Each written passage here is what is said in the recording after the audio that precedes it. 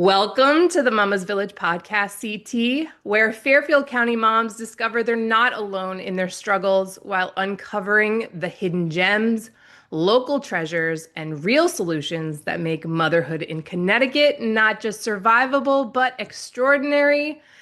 Welcome to this podcast. I am Abby Hartley. I am a mom of three babies. I'm a television producer, and I am very excited because today I don't just have one guest, I have four awesome Fairfield County moms joining me so that we can talk about it's a really awesome topic that I know is on people's minds. First, I want to introduce Christine Giffis. She's mom of three littles and owner of Fit for Mom Fairfield. Hi, Christine. Nicole Genova, she's mom of two and a pediatric speech language pathologist. Kim Herzog, mom of three and high school English teacher. And Jessica, mom of three and a math teacher extraordinaire. What I wanted to talk about today was parenting styles, because in particular, there was over the summer a Wall Street Journal um, article about, and it was called Goodbye, Gentle Parenting. Hello, F Around and Find Out. And it was by Ellen Gammerman. I know that this was not the first time that this topic had been brought up. And I heard from Christine that you guys had been talking about all of this. So, Christine, tell me, you run a Fit for Mom franchise, which is like a stroller strides and it's exercise for moms and babies. So tell me what it is. And you guys meet together, you talk, all that stuff. Yeah, Tell me. so I guess that's how the four of us are all connected is through Fit for Mom. And I feel like each of these ladies has seen me in a different stage of motherhood. So it's kind of interesting to have this conversation with all of you, and I'm so excited. But Fit for Mom Fairfield it's like you said, workouts for moms, but I think more so it's really about the community. And I have found in the past 5 years that I've been a part of this as a client and then as an instructor and now the owner, that we're so, yes, we're working out, but I think the way that this community has developed is that you're doing motherhood truly side by side. And not only like parenting your kid along with these other moms, but you're like processing the day and the interactions and like I don't know, this happened with my kid. How did you deal with it? Like I don't know. I feel like I've looked to these different moms many, many, many, many times. So it's really nice to sit and have this conversation. But I think what I've been hearing, I guess like in stroller strides classes, I have the moms typically that are newer moms and have their strollers by their side with their kids. And then we have moms only classes, which typically are your working moms, still have young kids, but maybe a little bit older. And so we have different conversations, obviously, but I keep coming back to this thing. And it's also like in our little, texts outside of class and things of just like this extreme amount of pressure to do it correctly. And I mean, it like parent your kid, discipline your kid, talk to your kid, offer your kid things with as many options as, like all those things. Like there's just so much pressure to get it done correctly. And I have found personally that it's like almost paralyzing. Like I feel like I'm like, oh, I want to discipline you, but I have so many things running through my head because I watch Instagram and I see all these trends and all these things. And I feel like I'm supposed to be gentler, but then like I have to hold the boundary. And so I just feel like it's a little bit of a confusing space um, to be a mom right now and to be so connected to social media and talking about these things all the time. Um, so I'm going to call out Nicole in particular, but I mean, you guys, Kim and Jess, are also amazing. But I feel like Nicole and I have similar aged kids, and we're often together doing motherhood together. And I feel like she has been such like a rock for me, a role model in terms of how to mom and how to just be okay with it not going perfectly. And I think you're going to talk more about this, Nicole, about how this like gentle parenting thing is sort of just like a phenomenon with like really not backed research. And it gets us all like messed up and like not able to think clearly almost. Um, And so something I feel like Nicole and I often, or I'm usually texting her being like, oh, I did this with my child and I don't know if it was the right thing and I'm going to scar them for life and they're never going to forget it and da, da, da, da. And I feel like you're always the person that's like, okay, so it happened. We're all human. We make mistakes. And we always come to the conclusion of like, okay, let's just go repair Mhm. and we'll apologize. And we have to show our kids that you can be mad and that we're both working on not yelling and like those things. So I think that's something that I think like, yes, it's personal for me, but I think it comes up a lot in our groups, um, in our small community here, because we're just all trying to do it right, but it's It's so so hard. true. So I want to define these parenting, these different methods of parenting, I suppose that we could call them. And I just want to, talk a little bit about them. There are tons of them. Like when you start to really dive in, and Nicole, you can go into it a little bit more, or Jessica, Kim, whoever knows more, or has other ones that you want to bring up, you can.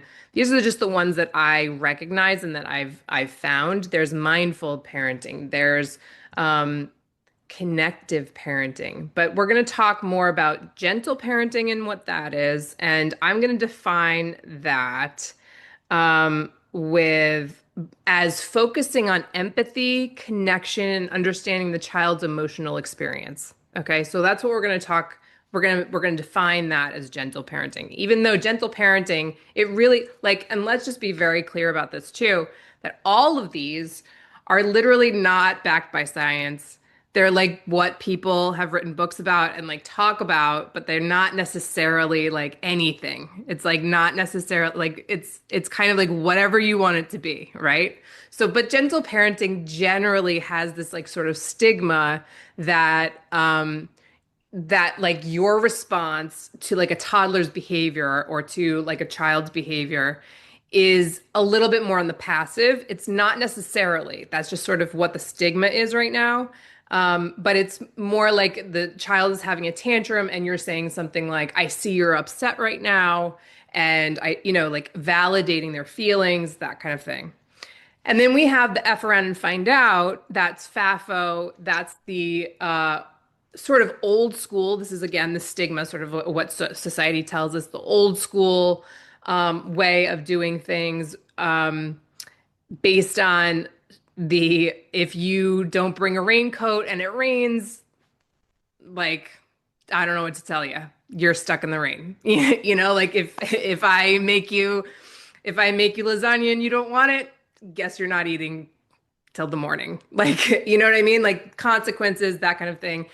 And then I think, oh, and then there's attachment parenting. This to me is what I remember. So I have older kids, you guys have younger kids. Attachment parenting to me was like the big thing back then.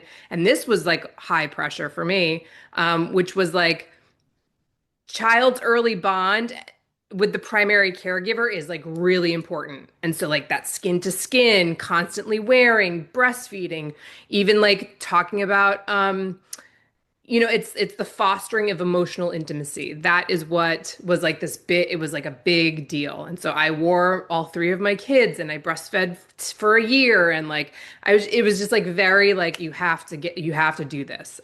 So, you know, with all of that being said, Nicole, we'll start with you.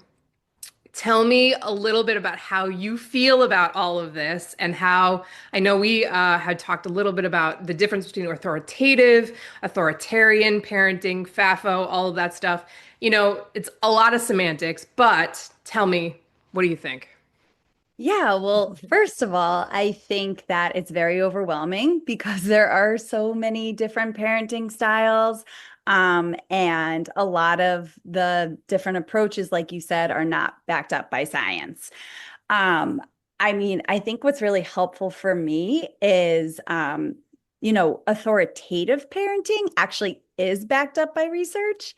So I did a lot of reading on that, and I just felt like that approach felt really good to me. And I can tell you about what that looks like. So, authoritative parenting is different from authoritarian parenting. I know it's confusing because they sound so much alike. But authoritative parenting is basically, you're focusing on connecting with your child, you're focusing on validating feelings, but you're also holding boundaries and setting limits. And, there's consequences as well. So it's not like this extreme thing. I think we've gotten so extreme where like parents have to pick, like, oh, am I gonna go with gentle parenting or am I gonna go with F around and find out? Like it doesn't have to be so extreme and we don't have to all be so polarized and pressured to pick a side.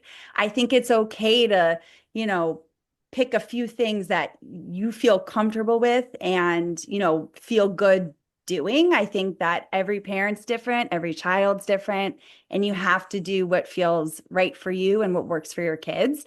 But I personally like authoritative parenting because this is what the experts recommend. It's like the gold standard. And I just feel like it's a more balanced approach and it's very doable. And there is no messing up. Like, you don't have to do it so perfectly. And, if you lash out on your child and you start screaming, you try not to, but if you do, you can always repair. Mhm. And what that means is, you just apologize and you move on and it's okay. You're not going to mess your child up for Mhm. life. So I just She think like, promised me that. So yeah. Well, we'll talk And about that. We'll talk about like, the biggest fears. What are the stakes? What are we really yeah, worried about? We'll talk about that in a second. I want to give Kim and Jessica a chance to sort of explain their points of view. You guys are teachers in the school system. Um, and so you see our kids without us. You see, and Kim, you're high school, yes? Yeah, Jessica and I are both actually in the same district. So we're both high school, but we're in different subject areas. And I actually think we get different versions sometimes of the same child, which is also interesting. so interesting. But it's funny because okay, so I have three kids and they are mixed ages. And sort of, Abby, like what you were saying, when I had my first, it was attachment parenting. And I continued that and realized as I had more, I was like, this is a lot. And I need a break sometimes and I need to focus on another child. But what if I don't have that child on me?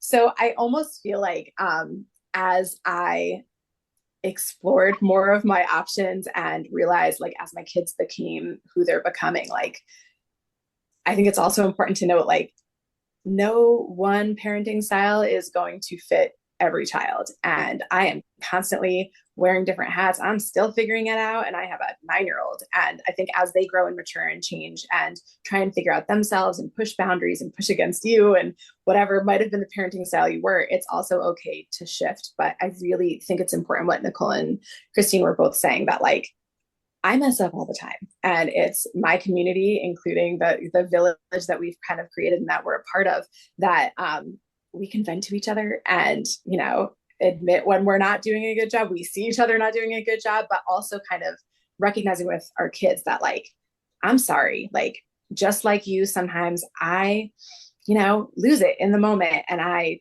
don't mean the things I might have done or said. And next time I'm going to try and do better. And I think that them hearing that is super, super important too, because it helps them realize how to be a human in the world. My biggest goal is no matter what the parenting style I do, like I want to have kind humans and I want my kids to be upstanders and whatever is going to get us there, I will try every parenting style and different one every hour, depending on where my kid is at and the support they need, whether that is routine or structure or consequences or recognition of emotions or just kind of sitting and being there and just being present with them. So I think as many different names and styles there are, like there is no one size fits all for moms, for children, for each of your own children. Like I can't tell you, I tried like one parenting style with the one that worked with the oldest one, with my second one, and it was like, that's a hard no. Like this is not that kid at all. And then, I mean, we can definitely dig into what we see Yeah, in the high school as well, but I want to give yeah, Jess go the ahead. opportunity Jess, to tell us a share. little bit about what you see. What? Well, first thing I wanted to say was, when Kim is naming all these different ways of approaching all of our different kids, like with my first one, I was like, I'm not gonna bribe him, like, and then we like would get together for family pictures, and I was like, every M&M for every smile you make, like it was like, and same thing. I'll tell them like, we're gonna go to the grocery store and we're gonna fill up someone's cup today and we're gonna make as many compliments as we can. And then I'll open up the bag of chips on the way home. Like, like if I want to teach them certain aspects, then sometimes we need a bribe to make it happen. But I think when Christine was talking before, I was picturing my parents like watching my older sister, myself, I have a twin sister, like all of us parent, and we all parent differently. And my parents help out in each of our households, and like the way that my parents have to adjust what they say, how they say it to go to each of us That's and to really, help out with the grandkids of each different family. Like, I mean, I kind of feel bad for them because I'm sure that what is okay in one sister's house is not okay in the other sister's house, and they're learning the way that we parent, and it's totally bizarre to them. And like, I remember the first time my dad put one of my kids in a timeout, and I was like, they're not really learning anything from that. And, we discussed the better things to do. And I was parenting my parents on how to parent my kids. And I mean, it's hard. And, there's been a lot of intense emotions that has come with, you know, I don't know if it's the way that I parent my kids versus the way they want to grandparent my kid. I think that's part of it also, which is probably a different conversation. Um, but Yeah.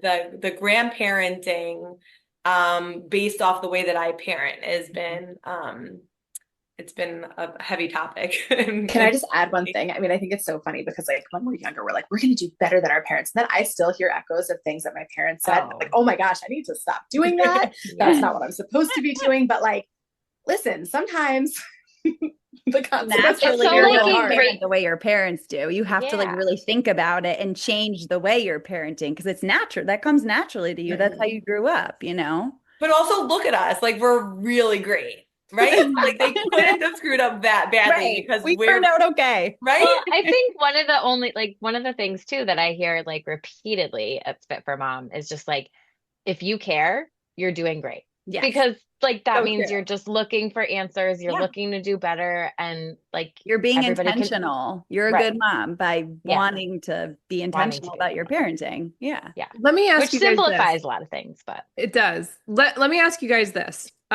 What are the stakes for you? Like, what do you feel like the worst thing that could happen is? And what makes it so that parenting and these like and going through this is, and Christine, let's start with you because you admitted that it was tough for you and that sometimes it felt like it froze well, you a little. yeah, well, I was laughing because I feel like my oldest is 5, and if you asked me this like 5 years ago, I would have been like the stakes are the highest they've ever been for everything. If this child doesn't nap, like the world will end. Um, And then you and I get to think your that's third and you're where like, well, we're staying out. well, but I think also like I struggled with PPD and PPA, like, and that's always like that's been out there like really really hard, and I think that's something like so hard to break through, that like just believing that your kid is going to be okay. I don't think you can believe it until you see it, like it just, at least for me, um and And what did realizing okay look like? What did not okay look like? What were you not, afraid I of? think I just like I was afraid that, and on the surface, like, okay, he's not going to sleep, so then I'm going to be up later, and then how do I get the sleep? And so like worrying that like I'm not going to be fit to do the best job, I think was always like a worry for me. But then I think if I dig even deeper, and especially now, I've started to realize that like, ooh, no one's watching me, I'm not getting a grade at the end of the day. um and I think that that's been very freeing.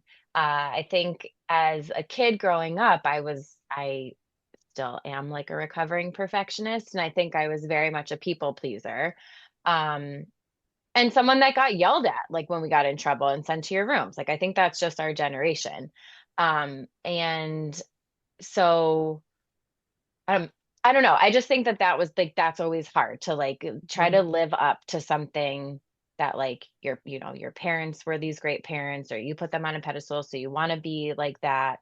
You want your kids to be a certain way. I feel like there's all these things, and um like I was saying before, it's just like you make one mistake, and you think, oh, this is going to scar them for life, and they're going to think about it like, years down the line. And it's, I don't know. I just for some reason, I'm not sure if it's like what we're looking at on Instagram or the conversations that we're having are just more in depth about parenting than, I don't know, maybe we ever realized that they were when we were growing up. But um yeah, I think it's just like disappointing people. I feel like that is just, Mm. especially your kids, your spouse, Mm.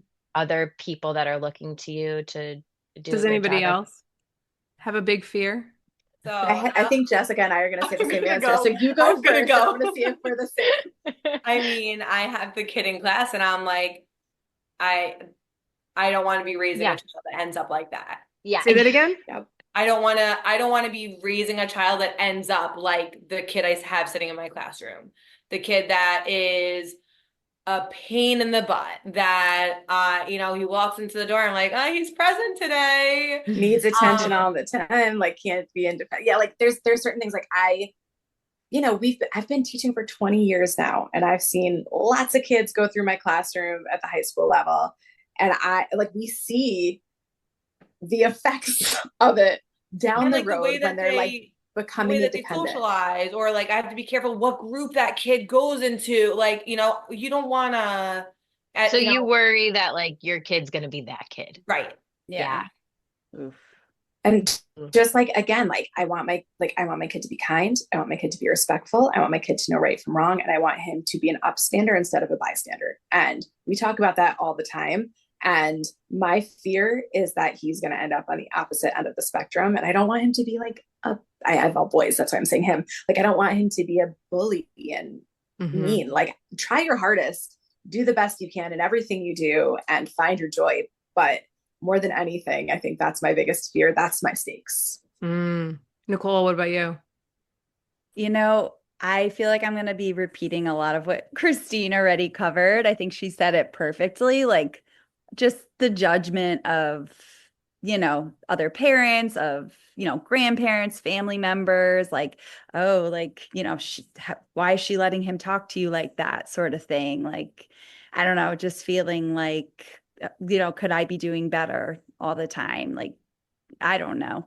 Mm-hmm. It's the judgment. Yeah. Yeah, totally. For So I me, have a question actually for you, Abigail. yeah. So you have older kids, right? Yeah. Like, what's your oldest? He's almost 17. He'll be 17 October 3rd. Do you have the same fears that Christine and Nicole were saying, or are they different for you then? Like, I was what's just your gonna stakes? I was just gonna say my stakes are much different now. They were, um, they sort of went from I'm worried that they're gonna die. I was like constantly worried that Yeah. like There's little also when they were that. That infants, too. like, are you Yeah. going to die? Like, don't die. Like that was like my major thing. Then you move into, are they going to be really crappy people? Please don't be a crappy person. And then you move into, are you going to be able to live your life without me? What are Mm. you going to be like as an actual adult? And are you going, is this, how Yeah. is this That's going to work? terrifying. It Yeah. Oh is my gosh. I just had a terrifying. visceral That job. reaction. Are Like you ready? very It is. visceral reaction. Are you going to be an upstanding adult and be able to live in this life? And that is like, oh God, I hope I'm doing okay. So, like, the stakes in each scenario feel just as big and feel Yeah. just as, and I think for me, what I want to do, I think would be really fun is to go through some scenarios, perhaps, and each one of you Ooh. tell me what you would do in Oh these gosh. scenarios, and I'll tell you Oh what my I God. Just would. ask Nicole. No, oh my gosh, no. Christine, I go to you for a lot. Come on. Let's be real here. But like, so you guys have the smaller kids, so we'll do like your age group because it's not going to work so well with my age group. But I'd love to know what each one of you does in this scenario. Your child, you have to get to the doctor's appointment, okay? And you Okay. have exactly 20 minutes to get to the doctor's appointment. And if You don't get to the doctor's appointment in 20 minutes. They're going to call you and tell you that you are late and you might get charged for it, or it matters, okay? Now, your kid does not want to get into, not only do they not have their shoes on, but they don't want to get into the car seat. They don't want to get in the car. Like, it is not happening. So, what do we do? I'm going to tell you what I did, okay? So that you guys can prepare So you can your relieve our guilt. Yes, because I was not a gentle parent in that way. I was a very like pick them up and put them in the car seat. There is no talking. We're going. This is happening. I don't care if you have your shoes on. I don't care even what you're wearing. You may not even have a shirt on. We'll figure it out. We got to go. That was me. And what, I don't Through know. the crying and the screaming. Through the crying, through the screaming, like under one arm, like we're going, like this is happening. I feel I like love this it. is such a realistic, like it happens every Yeah. other day. Like this Yeah. is We've had something that practice. is, yeah, frequent. But do you want me to go? Yeah. Yeah, you Okay. go. I mean, I think the first thing you do is say, you know, if you're taking the authoritative approach, you would say, yeah, you really don't want to go to the doctor's appointment and you're pissed, or sorry, not pissed. You're mad that we have to leave, right?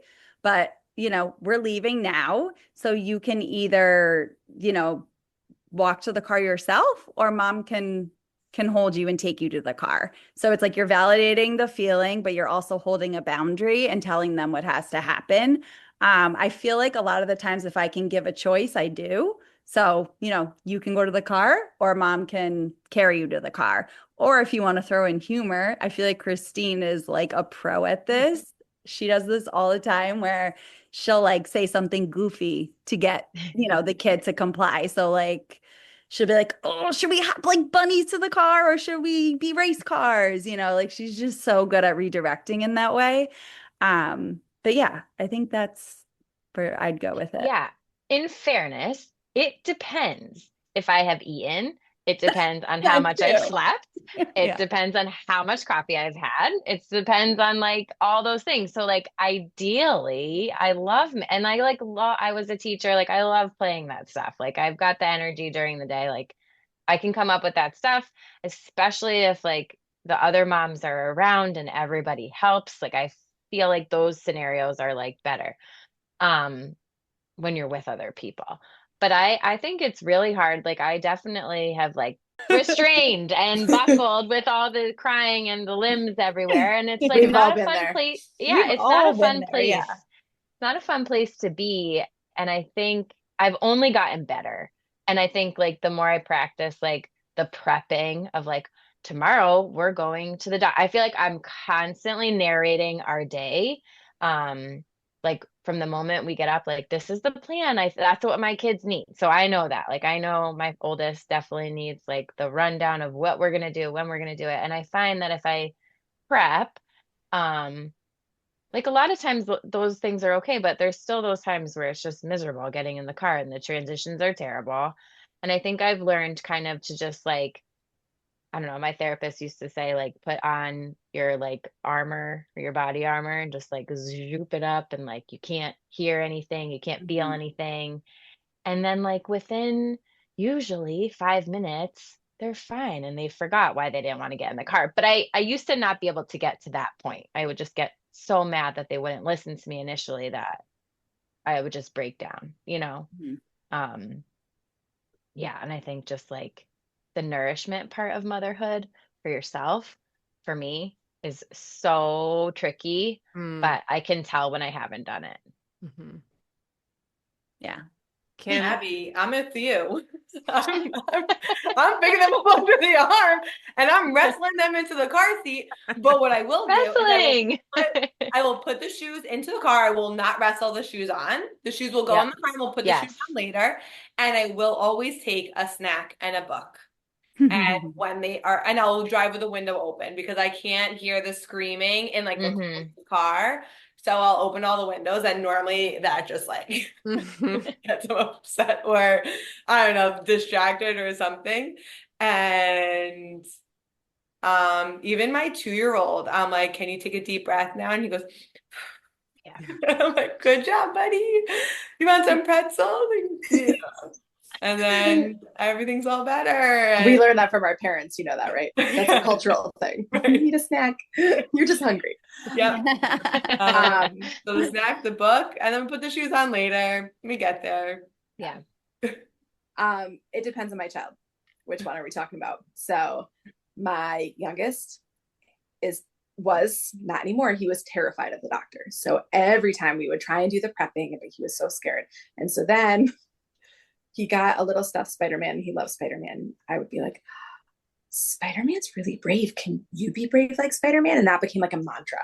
So in order to get him in the car, like we have to show the doctor that you're brave like Spider-Man. And like he used to always say, like, be brave for doctor, be brave for doctor. And he still says it. And he always asks for Spider-Man when we go to the doctor. So I don't know what kind of parenting that is, but it's something that got him in the car. My middle child,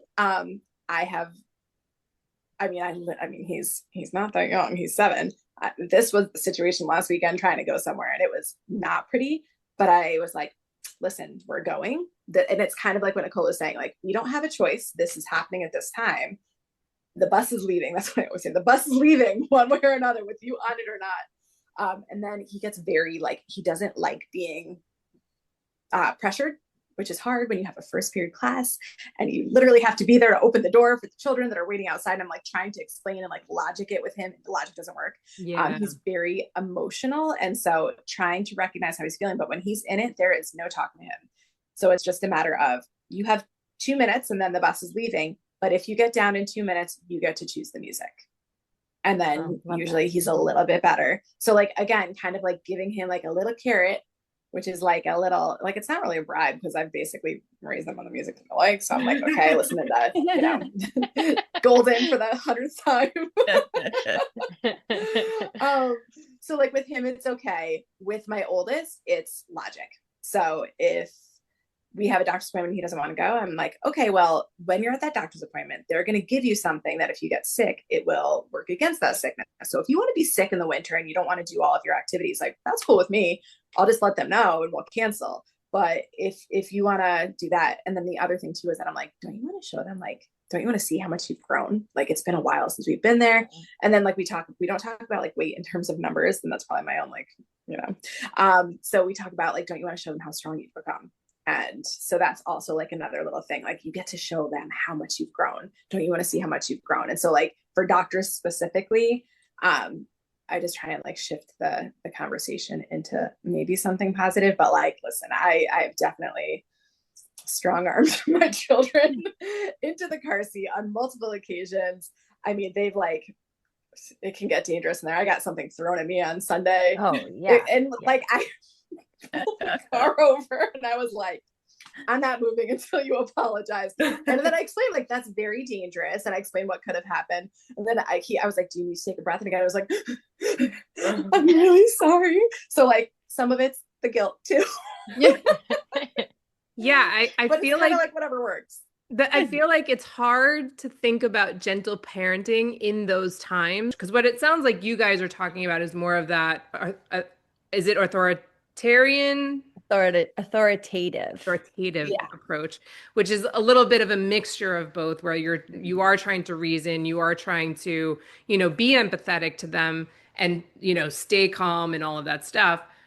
There is an approach, and I have seen parents do this that have been, I would say, more gentle. I would definitely call it gentle, and you can call it passive or you can call it whatever you want. Have you guys seen that? Is that something that you think that people do? And what do you think the consequences are of that? Well, I think it goes back to what I was saying in the beginning of just this like paralyzing feeling of like, just, True. you know what I mean? Of like, okay, I'm supposed to be a gentle parent, so I can't enforce the rules. But I don't think I think that's why the gentle parenting, and maybe Nicole, you can kind of like clarify this, because I feel like we've talked about this so many times, of like, that's not like, that's not all of it. Like, if you're just going to validate the feelings and say, yeah, so I guess it's really hard to go to the doctor, and not, but we still have to go, I feel like you missed the mark. Well, You that's know? why I think that's like the whole line between gentle parenting and authoritative parenting. Yeah. You know what I mean? Like they're missing those limits and boundaries. Like the gentle parents aren't holding their kids accountable. Like they're not setting expectations or boundaries. And like, I think a lot of the times it's not really healthy. You know, Yeah. I Which think is you're gonna why kind of I blow at some point. yeah, and I think that that's like if I don't know if my parents saw me say, um, it's okay to be upset. I understand you don't want to go to bed. I think to them that's so foreign because we were just like, okay, we will go to bed, like Mhm. right Yeah, away. like almost out of Um, fear. Like like out of we're scared, right, so we're like going to forget, bed yeah, we're because they going to bed, told us to. Yeah. right. But what I think people, what I think I try to do is like, yes, it's hard. You don't want to go to bed, but we're going to bed now. Let's hop like a bunny to bed. So I think like if you miss that piece, um, then I think then it becomes very passive, right? Like then very Yeah. passive parenting. And then the kid's kind of in the driver's seat and the kid doesn't really know what's best for them. Like Daisy at 3 years old does not know Yeah. that she has to go to bed, but I do. Um, I think and it's I think that's confusing. where Kids I'm need missing. that. Yeah, Kids kids need need that. someone to make rules and hold boundaries for them, and they Yeah. have to know what to expect, right? Like it's So I But have it's a hard when friend. I feel like because I told her that she has to go to bed, she's scarred for, you know what I mean? Like I have that in my head from somewhere. Like I don't know where that's. Go I ahead. So have it's a friend who, we all want to let our kids be independent and see what they're capable of doing. And we, for the most part, have an idea of what they are capable of doing, what they're not. And I don't know, the kids were having like hard-boiled eggs for breakfast, and the 3-year-old likes to crack his own egg. And so she's like, yeah, he likes to crack his own egg. And then he's throwing the shells on the floor.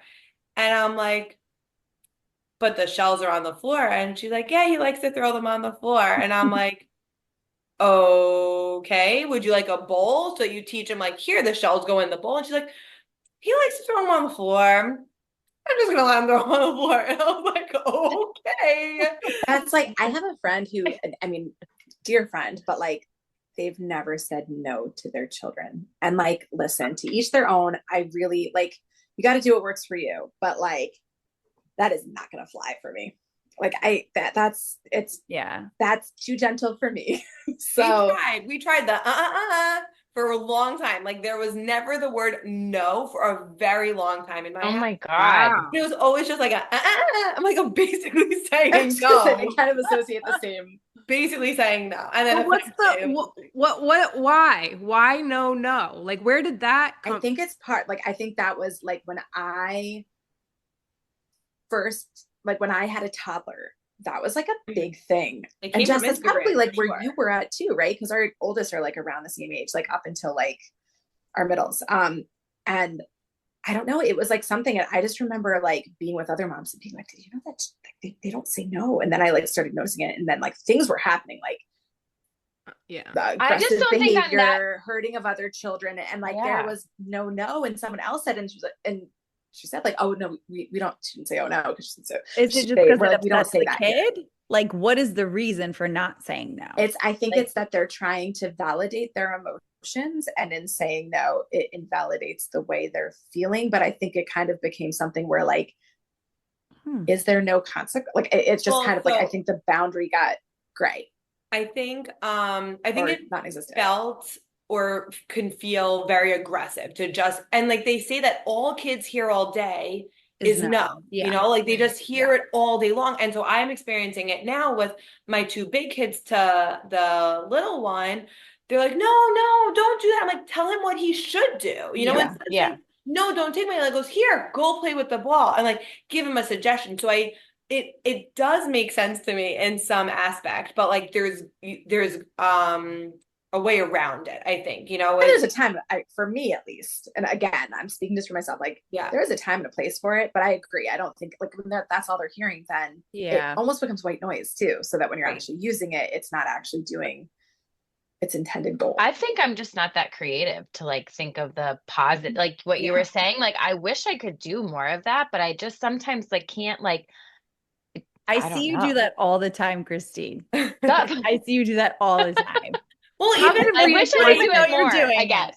even things like stop kicking under the table, like Yeah. stop kicking and keep your legs still. Like Yeah. Chris See is how always like, long you please can don't keep do your that. legs That's hurting. still. We try and do I statements. Please don't do that. Yes. That's hurting me. I'm trying Yes. to eat my food. And when you're shaking the table, I can't get my spoonful of My cereal. ears Like, are hurting. yeah. That's what I always say to Yeah, them. it's a lot of like, again, like thank you therapy. It's a lot of I statements and how I'm feeling. But I'm feeling attacked every day. every day, all day long. guys, Abby, what was something else that you were saying? Oh, I'm sorry, you can go. No, I was just going to ask you guys, what is something that you used to be worried about as a first-time mom, but now you don't care about anymore as a more seasoned mom? Like what, like if, for these newer moms, what do you want to tell them? Oh my God, it's so okay if they don't sleep I was thinking sleep. during the day. You know what I mean? Like the nighttime sleep, that's a whole different thing. And I feel for those people because I'm those people. But during the day, like they'll be fine if they don't nap. I used to sit and like time George's naps, like crazy things. And now I don't even, if you ask me like if how many naps Otis took today, I'd be like, I have no idea. Not sure if he slept. Tracking And the they're poop fine. too. Why did we track the poop? I don't know Oh, why. the Why poop. would I care? Why Oh, I care so much about how much he pooped? Like, All the apps.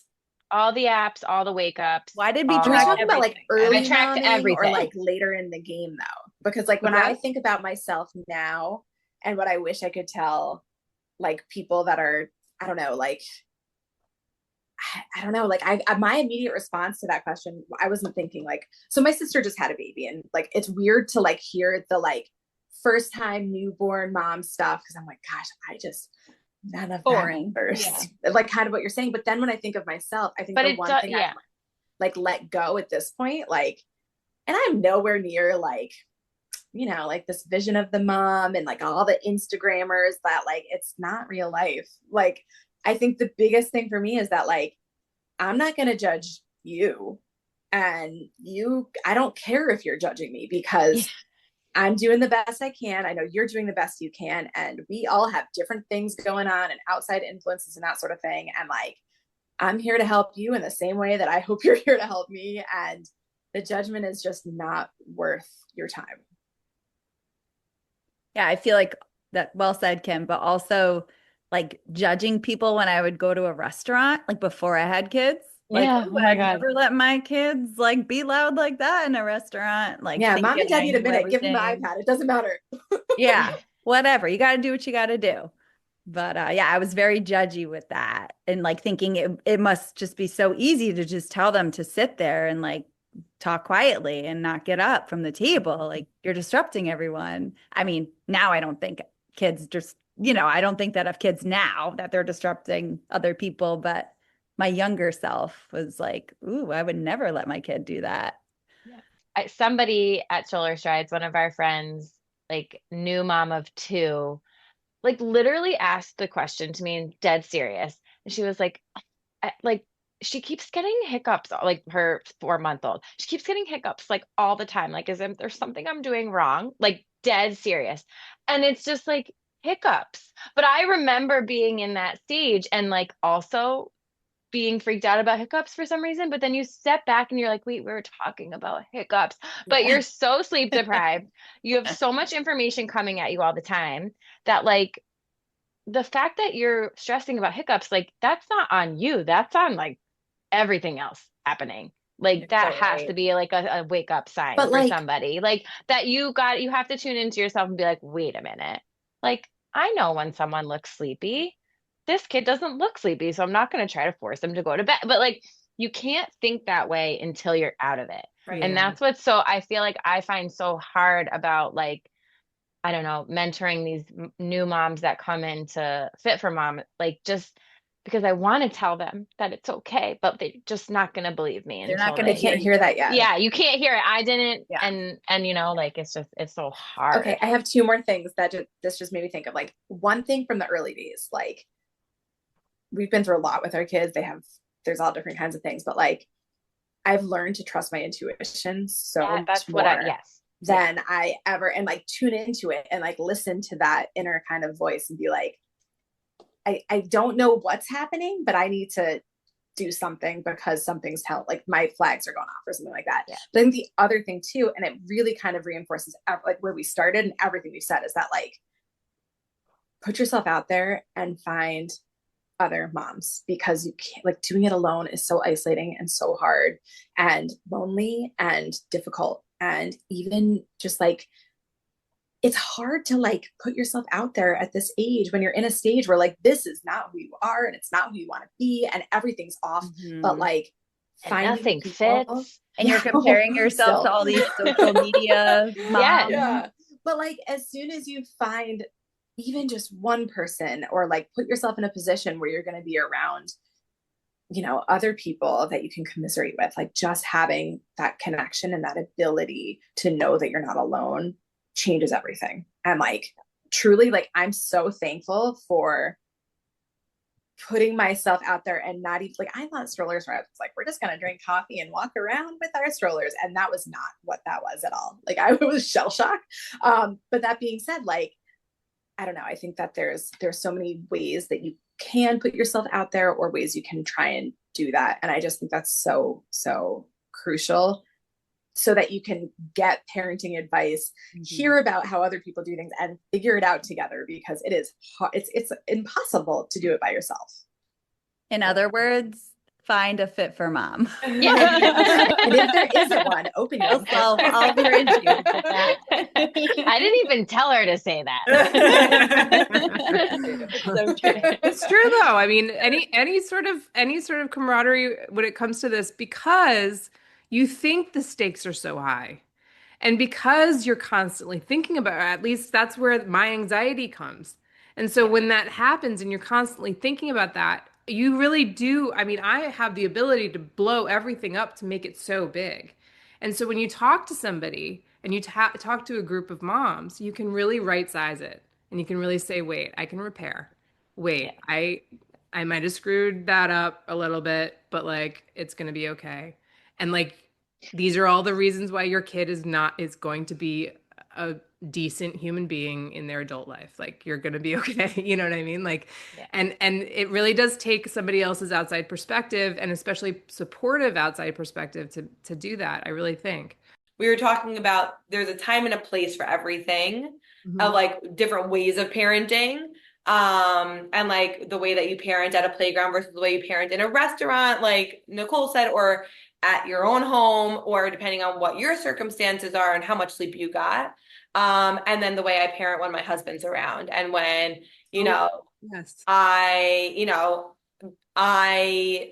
I come home from my day, and from 4 to 6, now I'm solo parenting.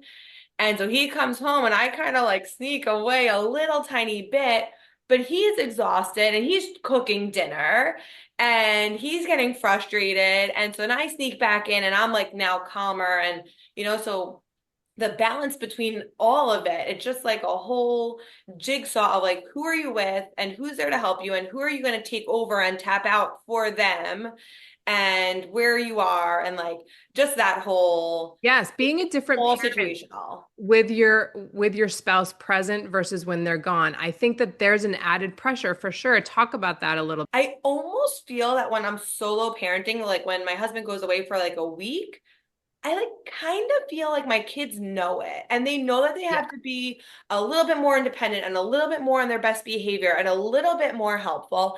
And he always like checks in, like, how are the kids doing? I'm like, and I'm always like, surprisingly well, like Good. we're Yeah. okay. Yeah. So I I don't feel know. like when I'm solo, I don't know, things flow. And like sometimes the husbands come home and it like screws things up a little bit, because we have like, calm going, and then they come and they want to start wrestling, or they want to throw in, an extra snack or whatever. And sometimes it throws it off. But then there's other times that, I'm overtouched and overwhelmed, and like we'll be sitting in the car, and normally it's just me in the car with the kids driving to all the practices and everything. And on the weekends, the kids are still saying, mommy, mommy, mommy, mommy. And my husband will look at me and I'm like, this is all week long. And he'll turn to the kids and be like, stop calling her name. Talk to me. Pretend she's not up there anymore.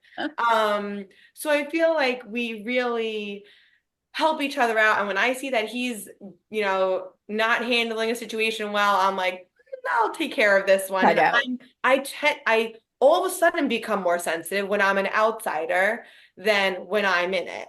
Mhm. And when I'm in it and I'm not handling things calmly, he'll step in and be like, let me take over. Why don't you go do something else?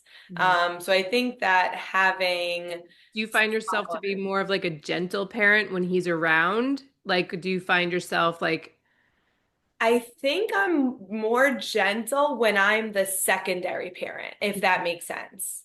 Yes. Because, Because and he's probably doing the boundaries. right, Like, yeah. It's like good cop, bad cop. Yeah. literally. And I'm normally always bad cop because Yeah. I'm The primary only one around more there. You have to get often. things done. I hear you. I am Exactly. that person. Totally. I And echo so this then he completely. comes home and he knows that I need him to take over for that role.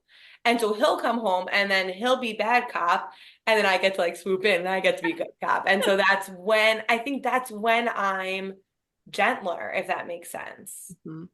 Yeah. I also think like kind of just built piggybacking off of that. So like my husband commutes to the city and he's beyond the city. He's like gone from 6:45 in the morning until it's time for bed and he gets to read the book and tuck them in, which like, that's like the special time. But meanwhile, I'm like, bad copping all night long and all afternoon to get the homework done and get the bags packed and bring your stuff to the kitchen and empty your folders and whatever else. But at the same time, they understand the routines with me and we have a flow to the afternoons. And so in some ways, the expectations are clear and often it's okay. Kind of like what you're saying, like it's going surprisingly smoothly. And sometimes when someone else interferes with that, things go off the rails a little. But at the same time, like when he's home or if he's working from home or if, whatever the circumstances are, like when you're parenting all the time, it's exhausting. And if you don't spend time for yourself and do something for you, like nothing's going to work.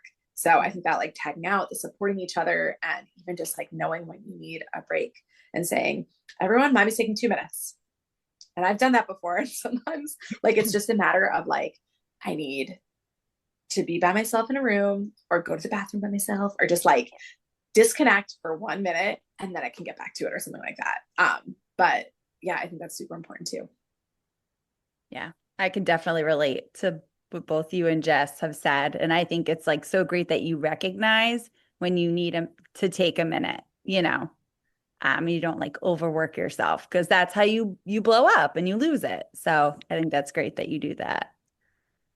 I mean, that's from learned Some, experience. The blowups have happened, to be yeah. clear. Yeah. I think I'm still like in that, like of just like I I think I mean as a teacher, I'm kind of like seeing this, you know, I like my kids. I feel like the classroom management piece like comes back and I'm just like, okay, this is our flow, this is what we're doing. And then when you add in like the substitute teacher that doesn't really like get it, I might get to more than that, but like it's just like messes with it. So I do feel that way that like sometimes it's easier to be alone.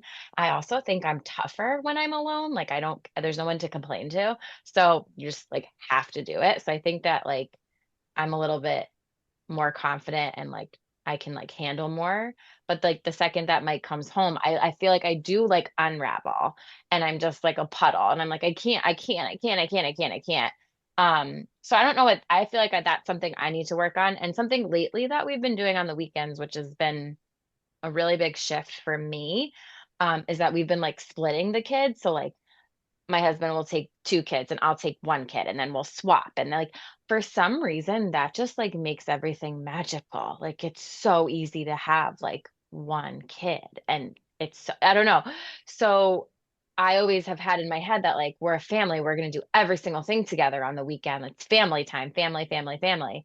But I have been leaning into that more and I feel like that's been a big, big game changer. Less I don't know. opportunity for sibling fights. I mean, that's Yes, no sibling fights, no sibling rivalry. Like everybody gets their one-on-one time. And I just feel like then when they like, especially George and Daisy, like when they do hang out, later in the day, they like get along so much better. Like everybody needs a little bit of a break. Like we're on top of each other all week long. The literal volume Yes, of the yes. house, especially with three kids. I mean, Yeah.